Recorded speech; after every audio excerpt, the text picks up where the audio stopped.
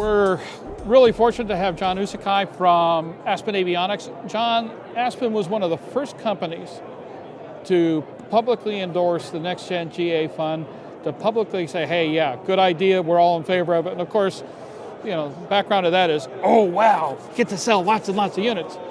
How did you get involved? What's your feeling about this? What is Aspen's take on what this can do for the avionics industry? And frankly, are you prepared for the action that could occur as a result of all this? Yeah, a lot of questions, a lot of interesting subject material. First of all, you got to kind of start with what's going on in our industry.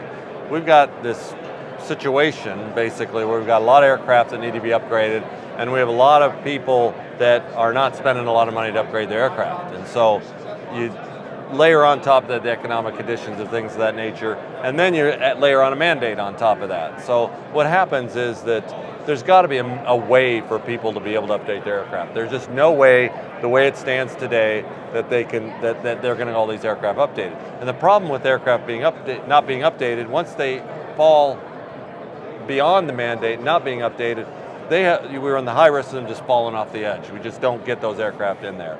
So, you know, at the 10,000 foot level, our industry needs some way to motivate these people to update their aircraft, to keep them in the system, to keep them modern. Aspen's perspective is quite simple. We build avionics that help next gen, whether it be the display of next gen material or actual ADS-B products.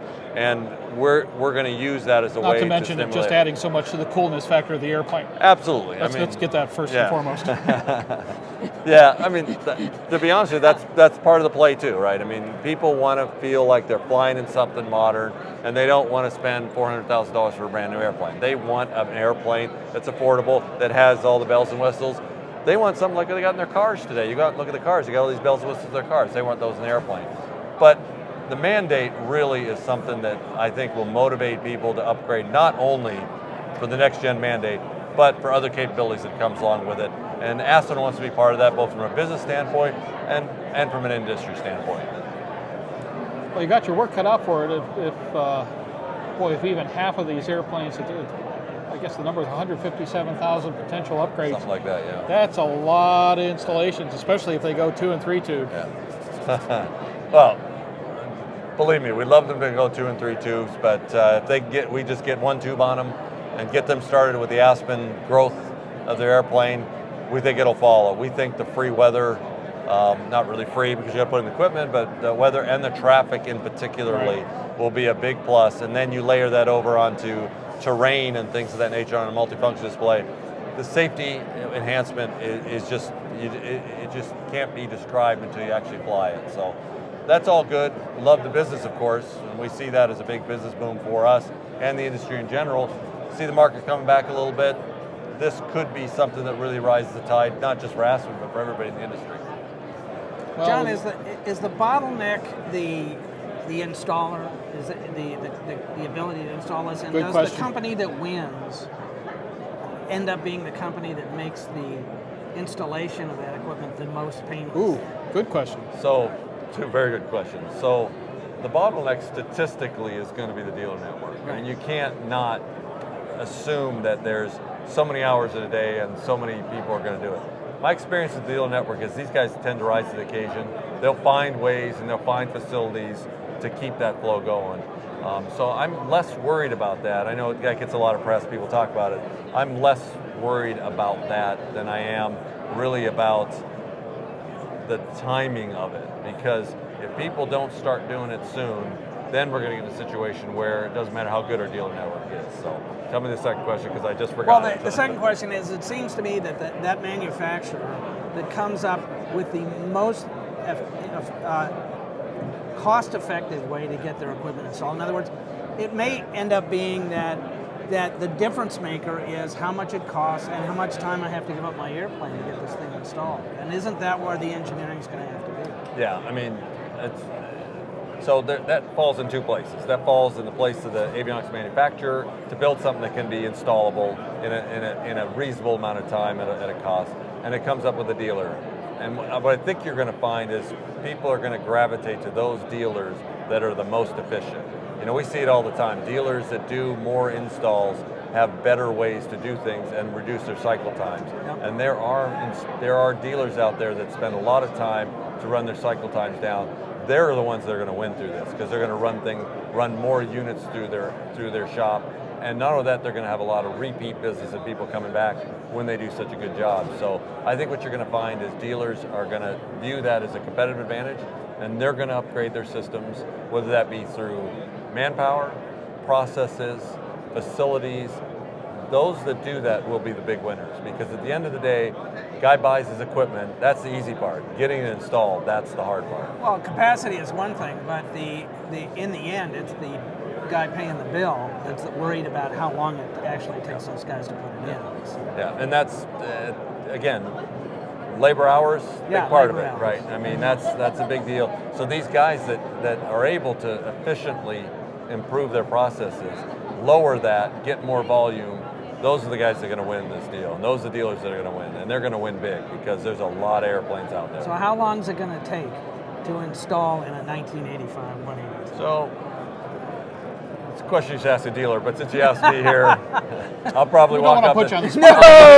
probably walk up to the stage and I'll have 5 dealers following me out with a sledgehammer. Here's the thought. Yeah, they'll be Especially coming down the after. line. But John said it could be done. Yeah, I'm sure I'll I get hope you're quoted. listening out there. I'm sure I'll get This is your quoted. moment, folks. So, you know, I'm going to say it depends, which is not a cop-out. So if I put in a single tube display and I put in an ADS-B at the same time, it's really going to be not a huge install. If I put in a display and then come back in and put an ADS-B afterwards, you're going to multiply that effect because the guy's got to rip open his airplane multiple times. So, you know, we've had quoted, you know, anywhere between, you know, 40 to 120 hours for an Aspen display, depending upon what's in there, how many wirings they need to tear out, how many times that airplane's been opened up, and also how often that airplane's been opened up in terms of how many different wires are in there. So the key is plan your avionics, do the multiple installs, do the installs that you need to do at once. That's going to save you money because you don't have to tear your airplane out multiple times. If you do it and you have to rip your airplane open 2 or 3 times, you're going to end up with a big hole in your pocket. Well, is a panel-mounted display going to be a requirement for this? No, but it's not a requirement to meet the mandate. Okay. But to take advantage of the display of weather and traffic, which I expect people will do because it's such an improvement over what they might have, specifically the traffic. I know the weather is a cool thing, but a lot of times you get weather on your iPad and you can find other ways to get weather, but that traffic is going to be a huge deal. Yep. And you really need a display to do that. And that's where companies like Aspen come into play, is to get that display on your airplane at the same time you're putting your ADS-B, even if you don't take full advantage of all of the next-gen capabilities, put in a glass display at the same time you're putting in your ADS-B so that you have that capability to grow with. And I, you know, a little bit biased, but you know, that's what you need. That's what's going to give you the advantage. That's what's going to give you the benefit and safety and everything you get out of ADS-B, not just playing in the network. Sounds like we've got a lot of work ahead of us. Hey, it's good work. It's a lot of fun, and it's very exciting times for the industry, for the mandate, but also all the technology. You just have to walk around the floor and see all the new technology coming out. Very exciting times in our industry. Okay, let me really put you on the spot. What can Aspen do then to support the shops that are going to have to deal with this workload, going to have to deal with what will be an increase in business in one form or another? I think everybody agrees this is definitely going to shake a few things out of the tree here. What are you prepared to do as a manufacturer to support this new generation of business, keeping these people happy and getting them through the mill as fast as possible so that by the time we get to 2020, we don't have 100,000 airplanes that are now worthless? So I happen to think Aspen's doing that today. I mean, our whole philosophy of being able to install without ripping out your panel and things like that, staying true to that philosophy for all of our new products, whether they be displays or ADS-B products, the ability to install without having to either rewire a lot of things or rip out parts of the airplane. I think most manufacturers believe in that concept, but very few actually do it that way, and we pride ourselves in doing that. The other way to do it is working directly with the dealers and making sure our installation manuals, making sure our field service guys are there to help them, making sure that the first installs go as smoothly as possible and people learn how to do them at the same time they're doing it so they can do them quicker. That means feet on the street, that means supporting our dealers, both with documentation, but people out there.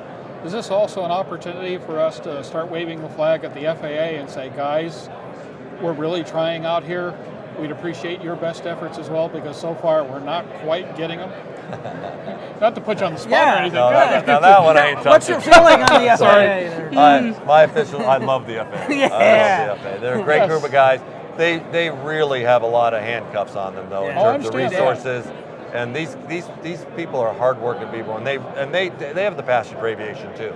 I mean, the people in the field, yes, absolutely. They do, and it's important for that, because then they go the extra mile to do it. They know what's in front of them, and they want to be successful. So I think what you're going to find is that the FAA is going to rise to the occasion, just like the dealer network and just like manufacturers will. Okay. It's an exciting time. These guys want to make it work. Well, I'll tell you what, we've certainly got a lot to think about, a lot to report on. I'm going to have an interesting time over the next few months as we dive into this and get more and more involved. And I'm going to be a real pain in the butt where Michael Diamond is concerned. He's already answered a lot of questions, and I've got a bunch more that we're going to be putting to him over a period of time. If you don't mind, in the Oshkosh timeframe, I'd like to come back to you when we have a whole lot more information, revisit this a bit. Maybe even sick Jerry on you again. Yeah, I mean, I got a whole lot more I'm not doing it with him next time. He's the A&N pit bull man, I'm telling you. Is our ace in the hole here. Yeah.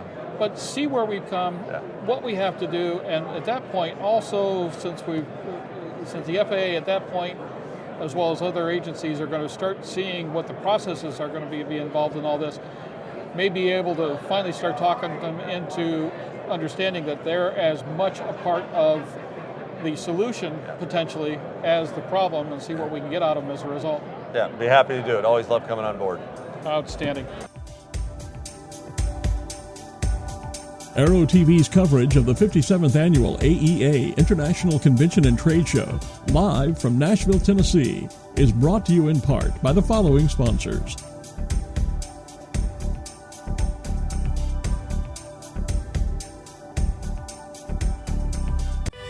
Ultra Electronics Flightline Systems presents the Oracle, offering intelligent power management for single and twin piston engine aircraft, and soon to be available in fixed-wing turbine and rotorcraft versions. Visit www.ultra-oracle.com for more information. Finally, the extraordinary story of the world-changing X-Prize space competition is being told and illustrated with hundreds of insider photos in Jim Campbell's colorful new book, Beyond the Blue. Journey with Jim as he flies formation with spaceships, plays in zero gravity, prepares rocket racers, and documents the amazing first decade of the personal space race. Available this summer. Get your advance order in now by checking out www.kindredspirit.com.